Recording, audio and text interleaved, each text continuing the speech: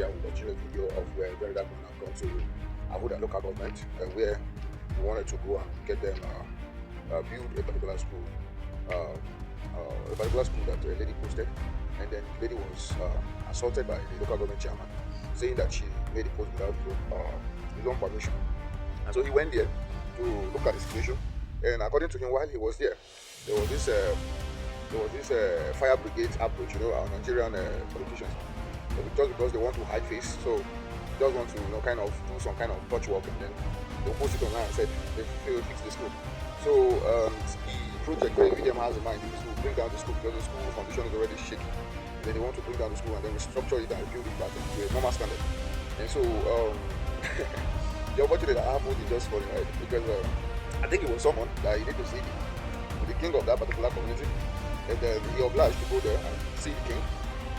What made me to do this video was the interrogations and the kind of questioning they were asking Very Dark Man. Like, it pains me, right?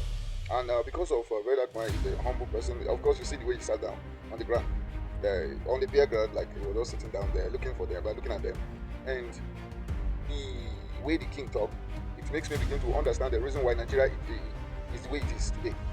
Now, the king was bragging that he brought the school in 19 something. That's fine. The king is in that community. Does that mean that even though if the king does not leave palace, does that mean he doesn't have people who go about or PROs who can come back and tell him that the state of this school is so bad that we need to do something about it? No. The king is there. And of course, I think some of these traditional kings have been pocketed by some of these politicians. That's the reason why you see our society degenerating and nobody is saying anything, because even the so-called traditional custodians are being corrupt. These guys are hungry.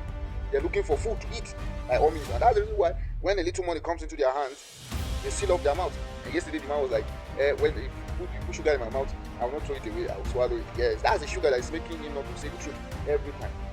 And this is not just like a mirror to what happens in the general society of Nigeria, right?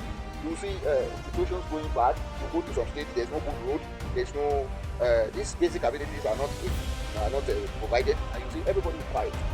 Nobody wants to talk. And so when you see somebody comes out to say something about it, that is when you will not understand that the traditional leaders, the pastors, the imams, they all work with the politicians.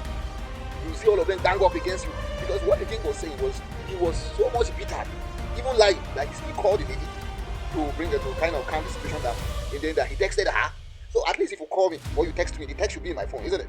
But now the man was lying. I know he was just cooking up the lie just to hide this. And when the lady said, no, there's no any, I don't receive any call, there's no any text in my phone, he became agitated.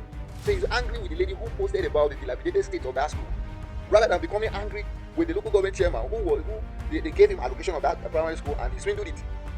Because of what? They are racket. The local government will give him his own share. And when they put sugar in his own mouth, don't throw it away. He swallowed it. The more you begin to take sugar from questionable characters, you will not be able to stand right and say what is right. That is the reason why you see today Nigeria is degenerating in every aspect, and you'll be asking yourself, what is these traditional leaders doing? They do absolutely nothing. And considering the fact that the constitution have relegated them back to local government chairman, and no matter how strong your king is, he's subjected under the local government chairman. That's the painful thing. But that's not the point. The point here is that if you are representing people, right? If you said you are a leader, the leader have to speak up. The leader have to sacrifice. You can't see what you can't be a leader while things are going awkward, and then because you don't want to offend some persons who you believe that they are the principalities around your actions, and you just keep mute. So what's not the essence of you being a leader? You have to tell them that you should come back the next day, and then now development is about to come by the virtue of the video this young lady have made. And what I used to this old man, I tell you, for us to move forward until we take away the old idea. These old men think so slow. They think like not tortoise. The way tortoise walk slowly. That's how our old men think like. And they believe that the idea of 1960, 1980, that's what is still in their brain. They don't know that we have gone past that generation. This is the Gen Z. And when they are talking, before they finish talking, we've ciphered what they want to talk. We understand where they are heading to.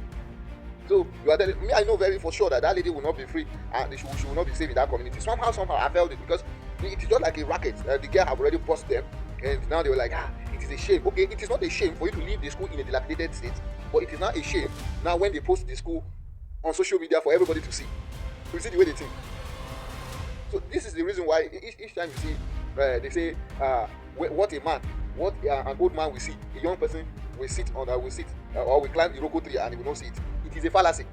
It is a fallacy because if you are telling me that that particular adage or that particular proverb is valid, then I can tell you that that proverb is not valid in Africa and even in Nigeria.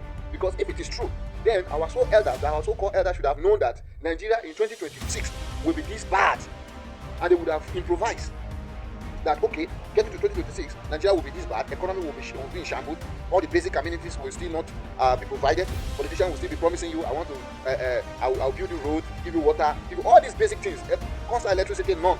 So none of these old so-called rulers have ever been able to cipher what will happen in the future. So you want to tell me, we, the generation that, for our own generation, we know what will be tomorrow. We can forecast. We analyze the situation, like in this Tinubu dispensation now. If Tinubu continues, people will begin to cry blood will be coming out of people's feet. That is what we can tell you. But you see, when you meet this old kind of so-called leaders, that's why if I see them gather in one place, I say these are suckers now. They just sit down there. Every one of them is just being quiet. Nobody want to talk. Nobody want to say the right thing. So that as soon as they want to go, they will give them sugar so that they put in their mouth. That is a donkey mentality. Now only donkey go put sugar for inside your mouth to go steal and carry and come out. So some of these leaders are having donkey mentality. When you put sugar in their mouth, they won't say anything. And for how long should we continue with this kind of donkey mentality of these so-called leaders? And they were like, this.